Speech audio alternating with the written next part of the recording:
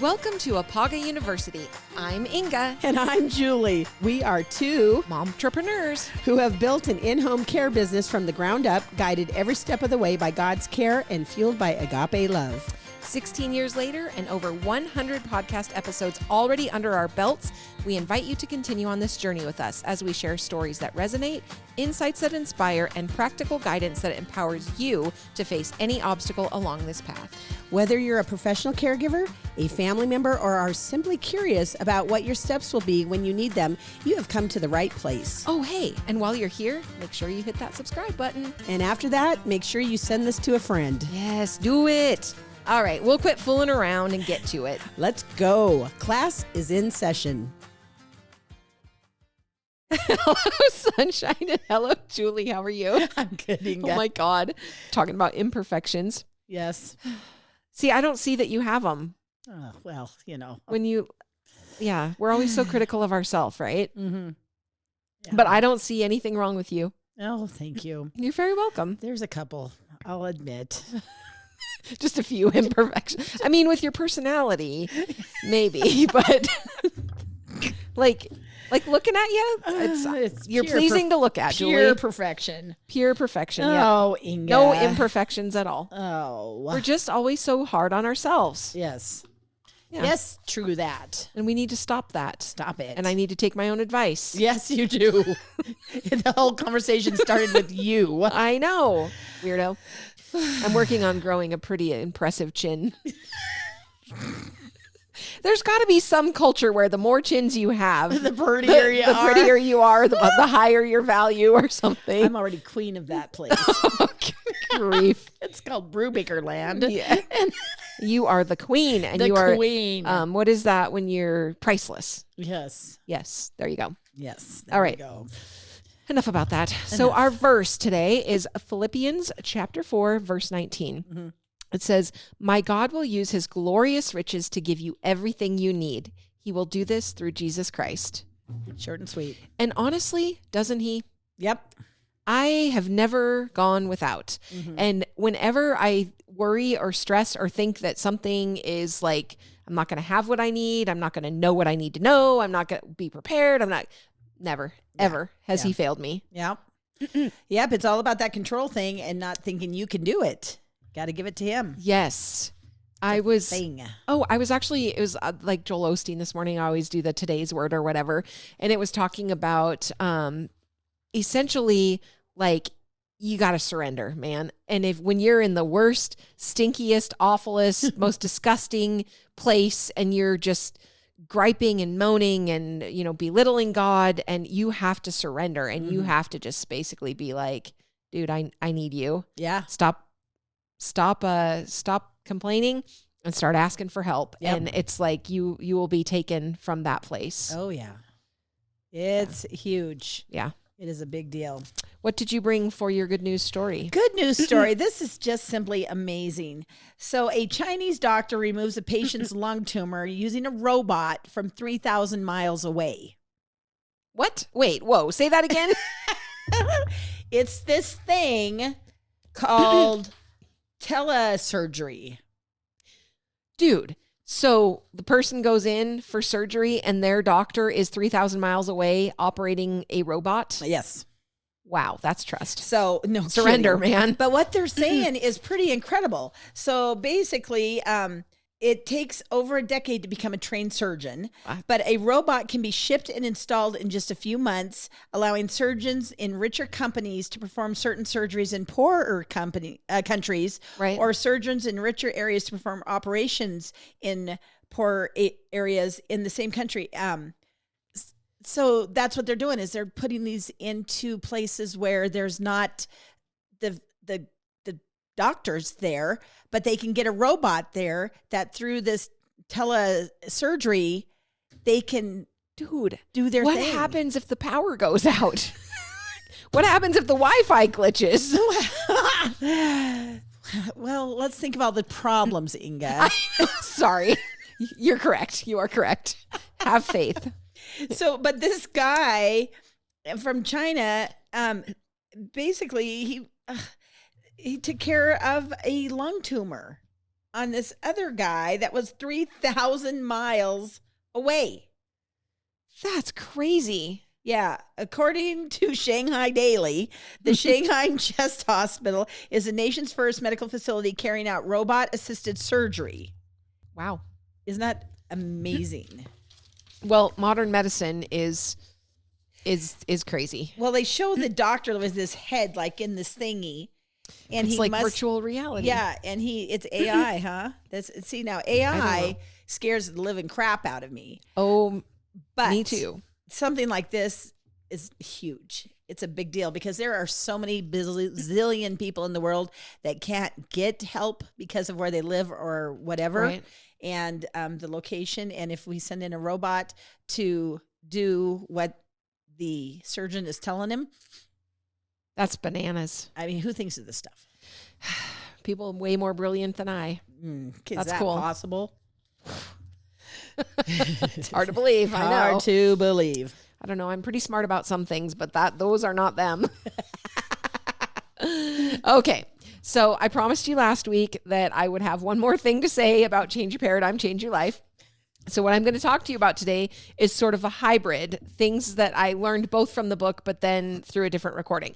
So the first thing is talking about, so part of your changing your paradigm, like a person's paradigm is essentially their habits. It's their computer code. It's like how they operate and do everything they do in their life. So when you're changing your paradigm, you're essentially changing your habits and you're rewriting the code within your own brain, your subconscious mind, to instead of doing things, from a negative perspective or from a pessimistic or, whatever, you're doing them from a different mindset. And it's like, think about driving your car. So you have to learn how to drive your car, but now you get in your car and it's just like automatic. You know what to do, right? So it's like that. You're like reprogramming yourself to operate in a certain way. One of the things that they suggest, and it's crazy because it talks about also like frequencies and that there are an infinite number of frequencies. And don't you always hear about like, you got to be in a good vibration. You got to have good vibes, right? Yeah. Because if you're in a bad frequency, then it's like things you're attracting what you don't want to attract. So first thing, I always talk about gratitude, how important gratitude is. Right. So this book basically says every day you need to sit down and write out 10 things that you're grateful for. Like just make that part of your day. Sure. And I've found, because I've been doing this now for about a month, I have not yet run out of things to be grateful for. Nice. Isn't that pretty cool? Mm-hmm. And it doesn't have to be anything major. Like it just doesn't, it's just something. Like one day I wrote down calculator. I am grateful for my calculator because I need it to do my work, right? Right. I mean, it's just crazy. And then the other thing it talks about is it says every day you need to think of like 3 people that are bothering you. And this is the other cool thing is some days I can't think of anybody that's bothering me. I'm not on that list every day. You are not on that list every day. But, and this is hard, you got to send them love. You got to send out a good vibration, a good frequency to them, even if they've wronged you, even if they've hurt you, even if you're expecting that they're going to in the near future, you just have to send out love. Because when you think about it, if you are sending out negativity to someone, it is not doing anything to them, right? But it's consuming you. Right. So stop it.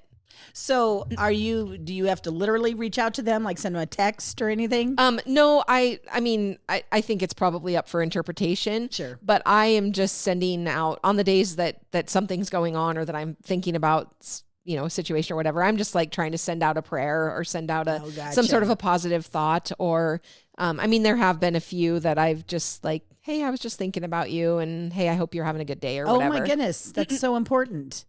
It's so crazy. important. We just had a mutual friend. He suddenly passed last week. Yes. And it just made me so sad because he had been in my mind a couple times recently. And I had always thought I need to shoot him a text and see how he's doing. And it was a fluky, weird thing that happened. But I was just sad that I had never sent that last text. I know. So. I know.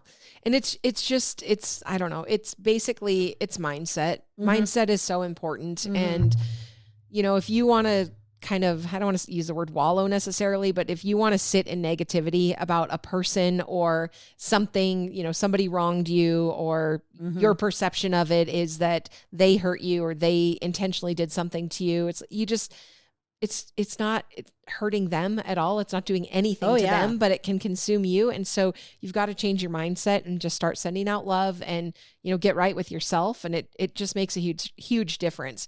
The other thing that I learned about in this book is, so I don't know if you've heard of the individual Earl Nightingale. Have you heard of him at all? Mm-hmm. He, from what I gather, was sort of a kind of a pioneer in the personal development. And we've learned a lot of stuff about that, even like the Brendan Burchard stuff that we have attended. And that's kind of that personal development stuff. But this book references a talk by Earl Nightingale, and it's called The Magic Word. Well, the magic word, what do you think the magic word is? Please. That's what we've always been taught, right? Thank you. Please and thank you. Those are the magic words, right? Mm-hmm. Earl Nightingale says it's attitude. You've been hearing all about it all week, haven't you? No wonder you've been so fluffy and happy and all of that. Yes. I tend to agree, because when you have a bad attitude about something, it generally turns out bad. True. When you have a good attitude about something, it generally turns out good, right? Not always, but so this magic word talk that he gives is it's like 15 minutes or something. It's very small. At the end of it, he gives a summary of the key takeaways, and I'm just going to read them to you. This is word for word. So 1, it is our attitude at the beginning of a task, which more than anything else will affect the successful outcome of the task. Enter Access Care. Yes. Julie, you're like, oh, I've been hearing that all week. All week. 2, it is our attitudes towards life that determines life's attitude towards us. Yes. So if you want to say every single day of your life stinks, everything's horrible, then life is probably going to be horrible. Yeah. So change your attitude, dude. Every time I do a home visit and I talk about how we started out as Agape Home Care, and then because of trademarking issues, we had to change our name of Scotia. So I talk about that, and I always say that when we started this business as many years ago as we did, every day we've been blessed. Yes. Oh, and hugely. I love sharing that story with people. And even on the worst days, the hardest days, right? Because I don't think there's a worst day necessarily. It's just the hardest days. Yeah. But even those days, it's like good days and better days. You might go out. I love that.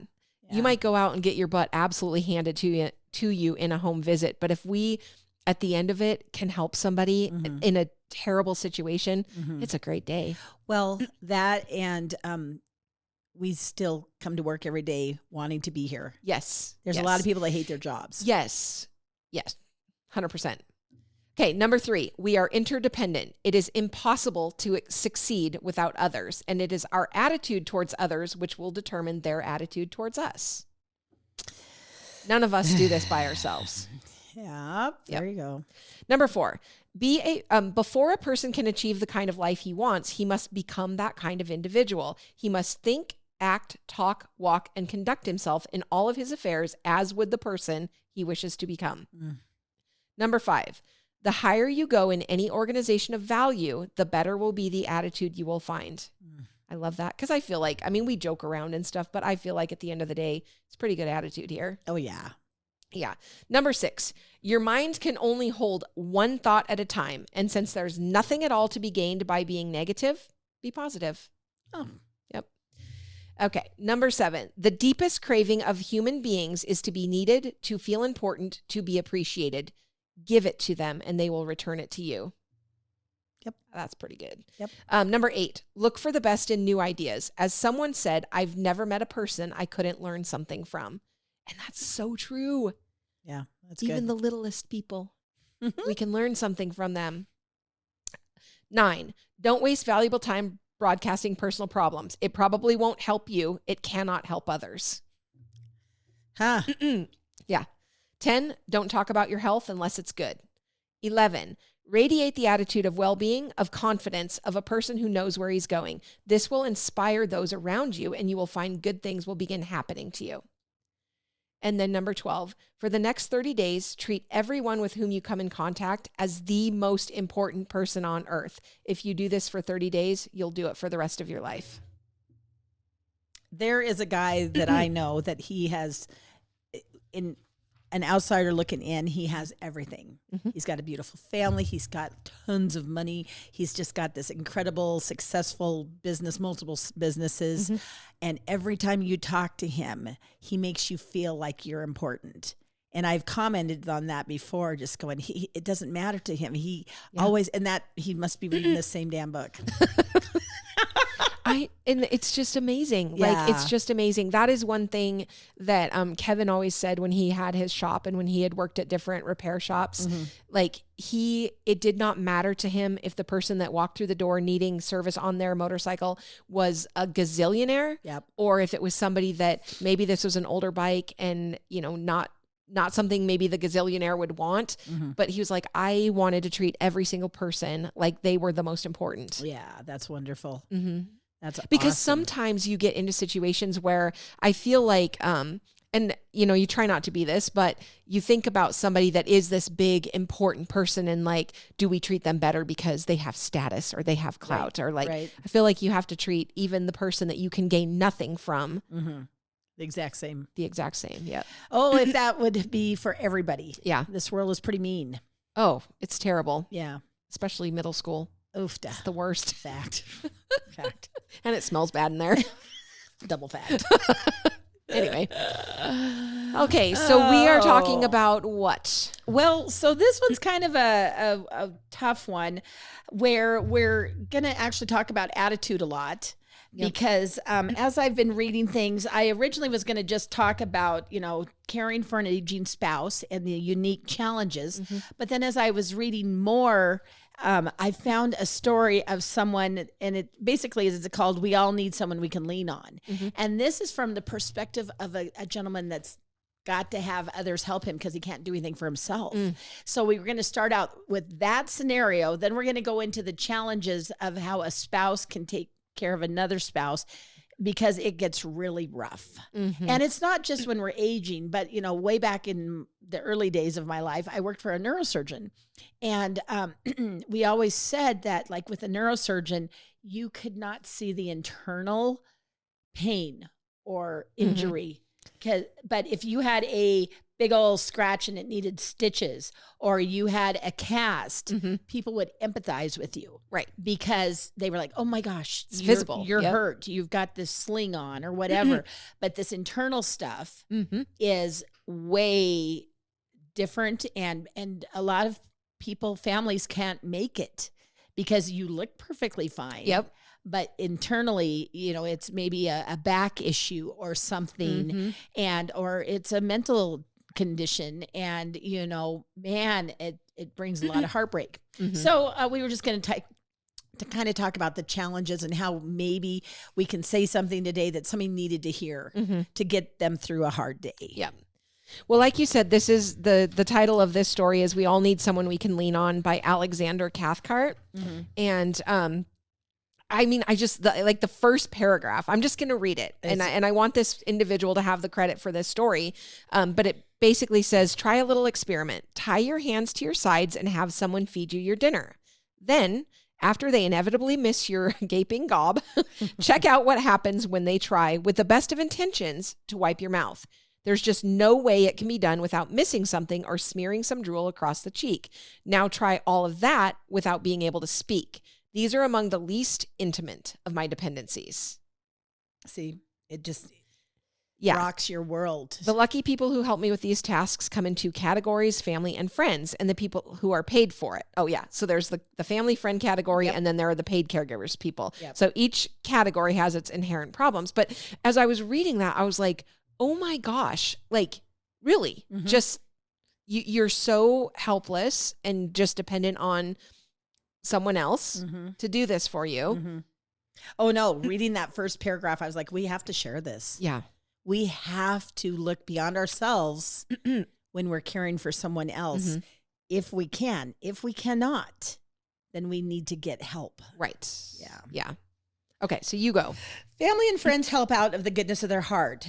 Always leads to bruised feelings and even anger. They don't seem to have much patience for the helpful suggestions I constantly offer regarding not how to plaster my chin with pie or dump mashed potatoes in my lap.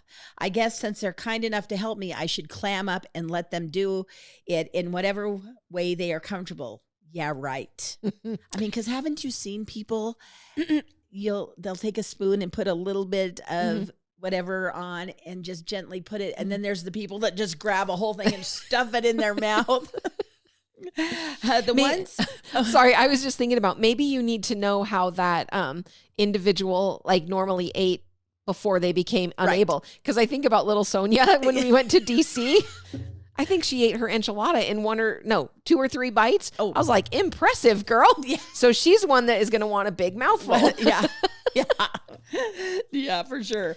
The ones who get paid usually fall between 2 subcategories. Those who think they know what you need better than you do, and the ones who are so befret of competence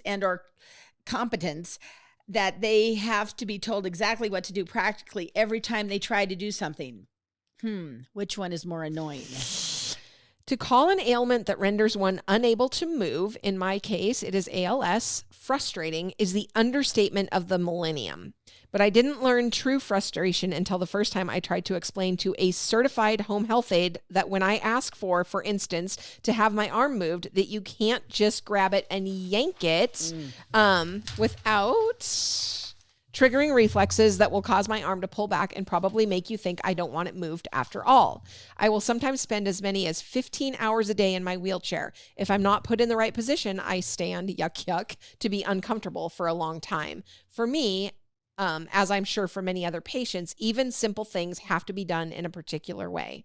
See, I'm going to be that person because think about how I'm like, I can't be too lifted up this way, and my blanket can't be too tight. And and I'm going to be like, you got to know what to do, man. Oh, it's rough. Yeah. One day when my regular daytime aide had to take off, my sister came in to help to show the substitute how to deal with the burden that is me. A few days later, my family and I were having one of our semi-regular conversations regarding the same burden. My sister suggested that I might try to be more compromising. I can totally understand what she means from her perspective.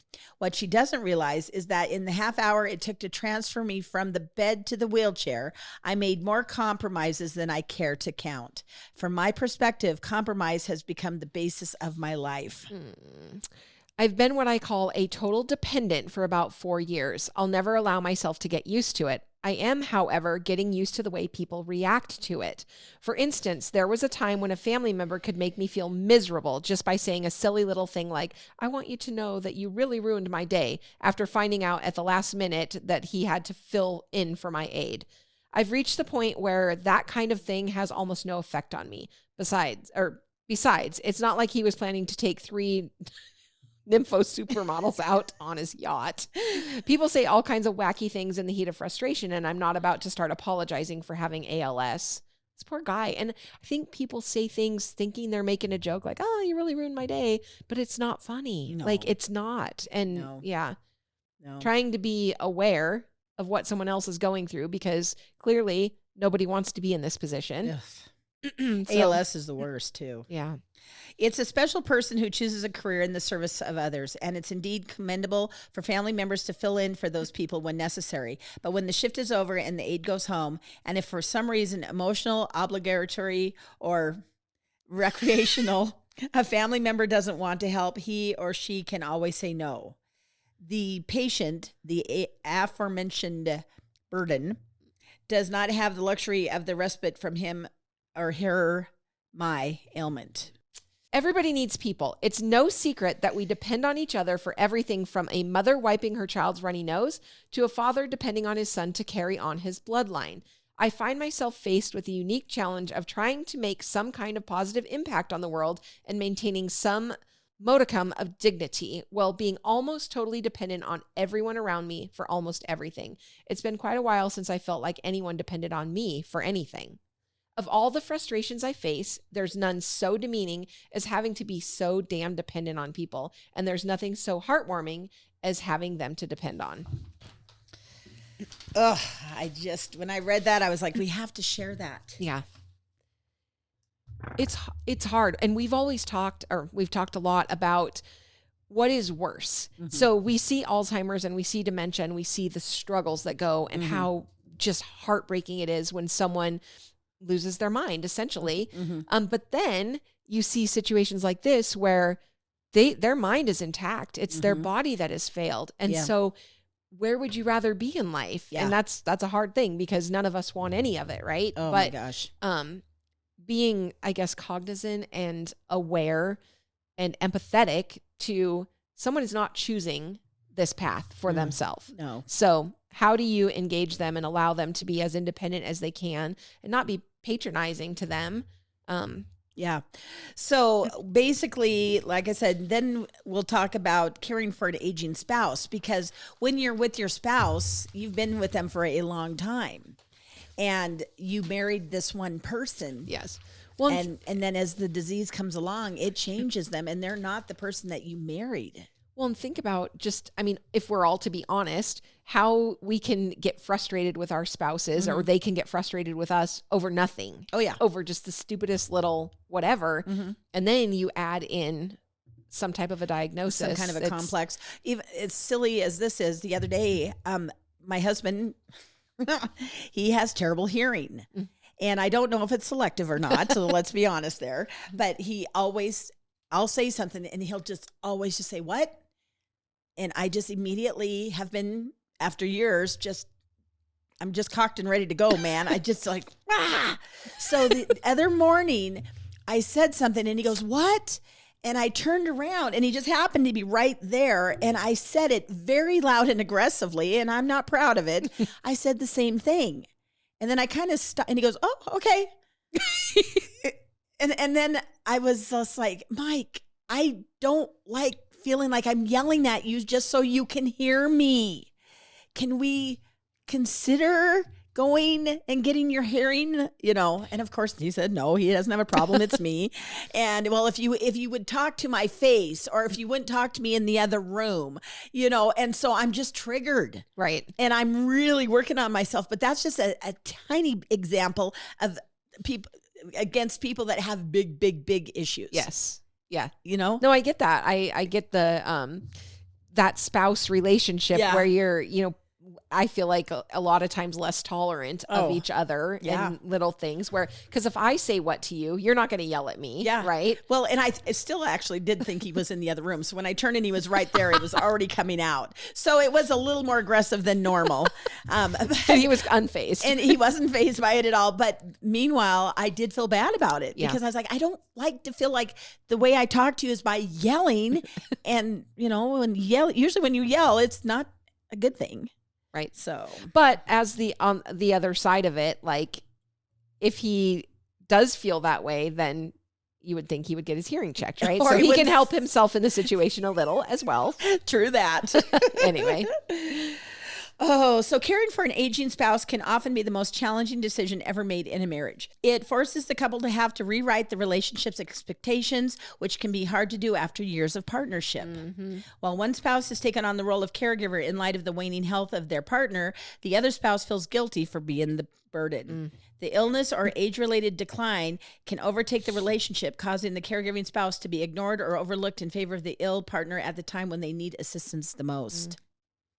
Recent studies suggest that while a spouse will protect and care for his or her partner, they often report more depression, anxiety, and financial loss than other married couples of the same age, but without the medical issues. Because of the sudden nature in this shift in relationship duties, the caregiving spouse also is not prepared for the mental toil this change can have on their emotional well-being. But there are ways that spouses can prepare each other for this possibility and ways the caregiving spouse can cope if the situation has already reached this point. My guess is a lot of it's going to come down to communication. I'm just speculating. That's the first thing. Have a conversation about aging. When a marriage is new, thoughts of aging are in the back burner as the couple plans a new life together. Then comes the living, buying houses, raising children, and working. These things may get in the way of having a conversation about what is expected should the day come when one spouse must care for the other. However, making time for this discussion can save heartache later. So planning for aging is just as important as planning for retirement or death.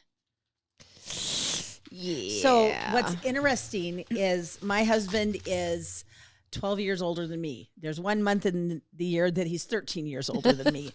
My uncle actually made a comment to me before I married him and said, and I can't remember exactly how he said it, but basically it was like, you're going to age as he ages.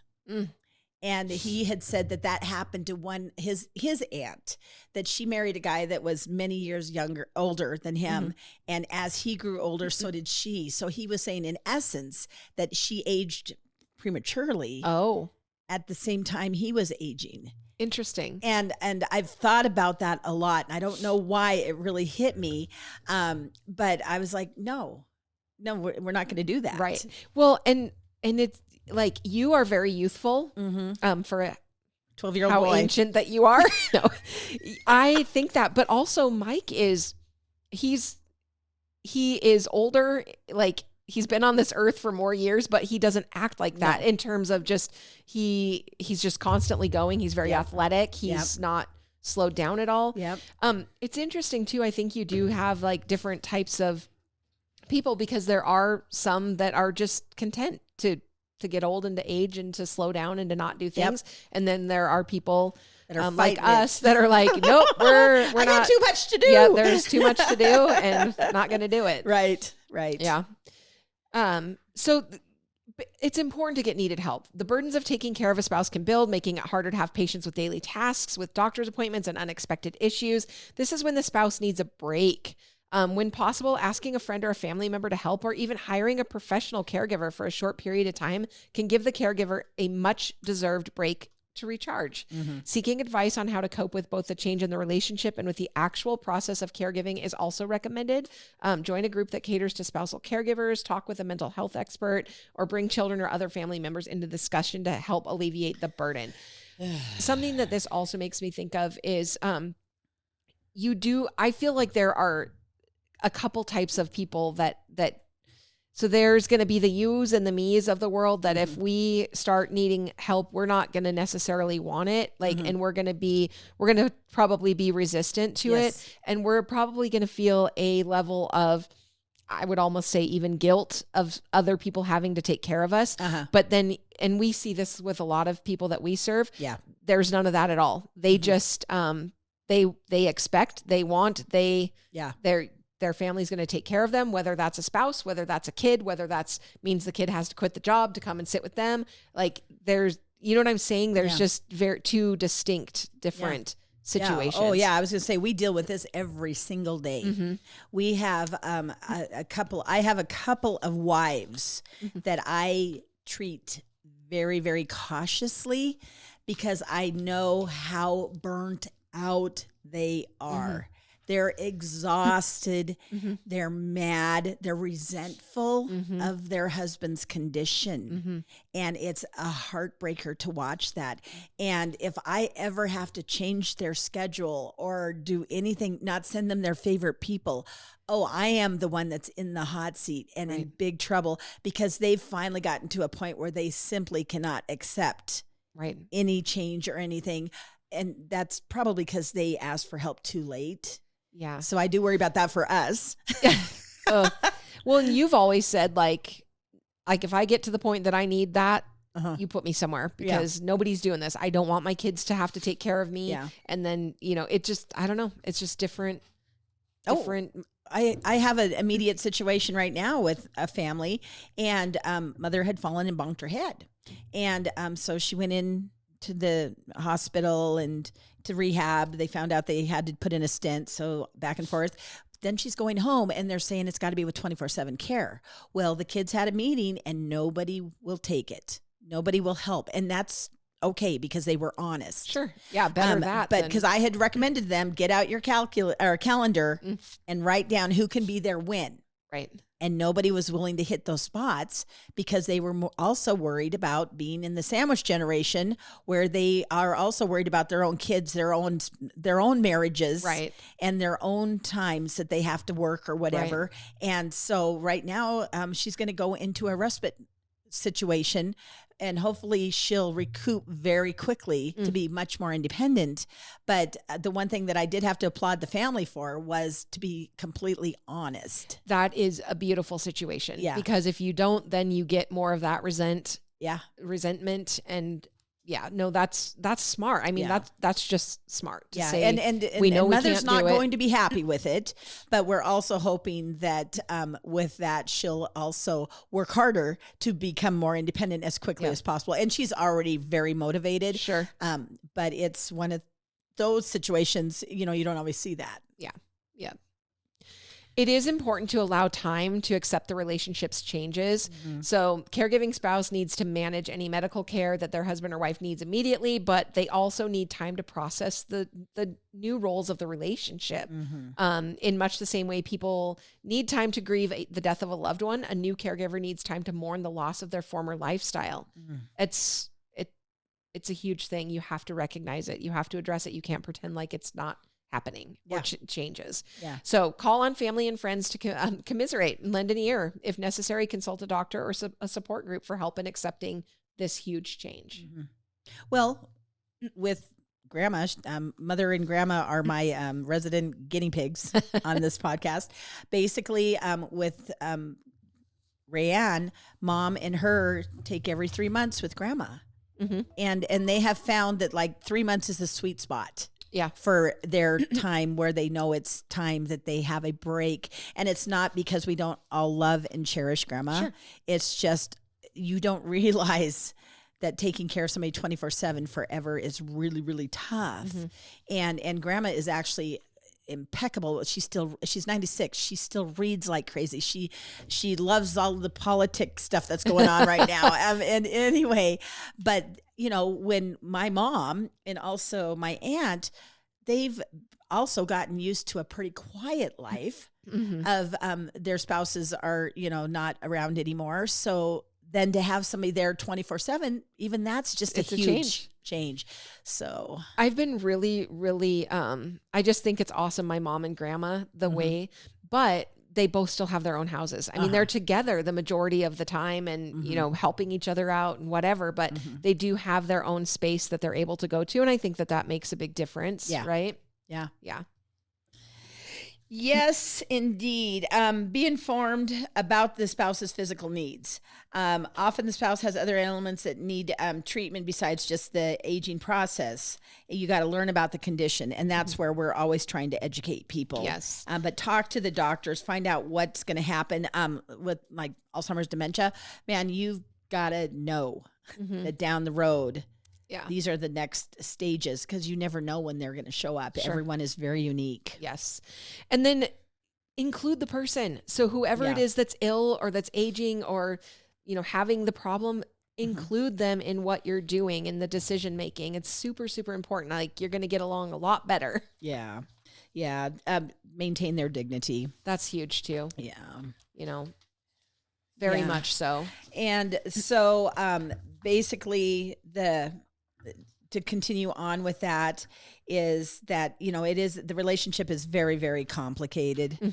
And so through time, it's natural that we all get habits and such, right? Oh, yeah. So that good communication is critical. Yep. And you can only do that when both are able to communicate. Sure. That story that we started off with, he's not able to communicate. Right.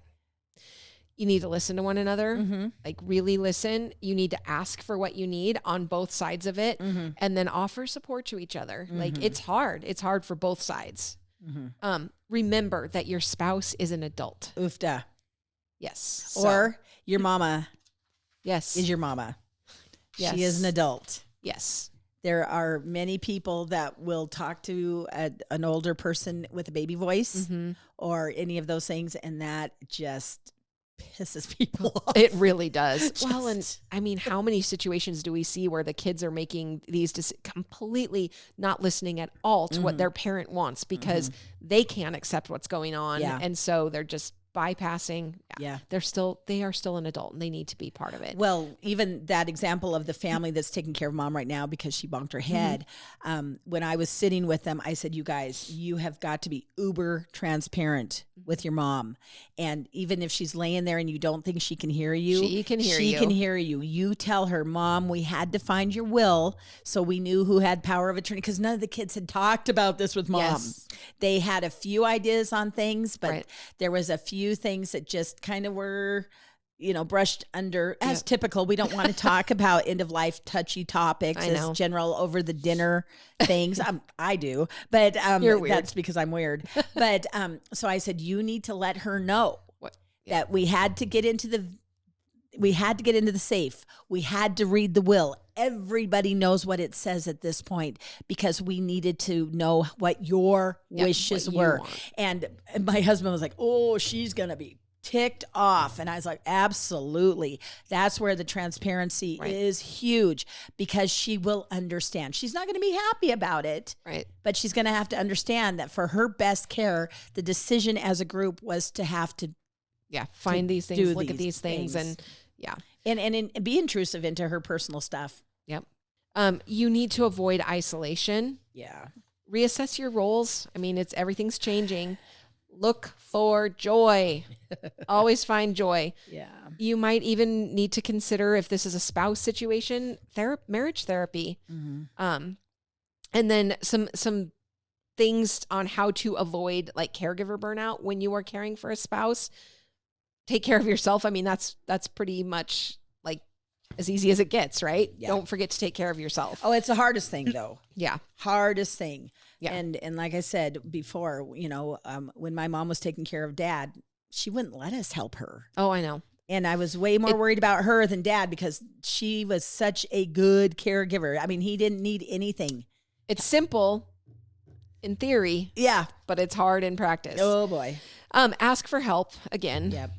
Look for resources. Mm-hmm. Set realistic goals. Yeah. And then finding a safe way to vent. My problem is with the venting thing, I forget that sometimes people just want to bitch. I mean, they just want to be able to vent something out, and I want to fix everything. And so I want to respond to it. And what are we going to do? And and so many times it's not that. They just need to get it out. So find a safe way to vent. And if you're venting to me, make sure to remind me that I'm just bitching. I don't need you to do anything about it. I mean, the second somebody starts telling me things, I'm like, how do we fix this? Yes, how do we fix this? 100%. What can we do? Yep. Who do I need to call? Whose butt do I need to kick? What? I'm writing a letter to the school board. Keep a journal. That's a really good way. Just get those things out. Mm-hmm. Practice mindfulness. Mm-hmm. Again, talk to someone. And then, would you be surprised to know that movement? Get up and move, man. Yeah. One that they don't have here, but I think it's under the practice mindfulness, is like my mother. Mm-hmm.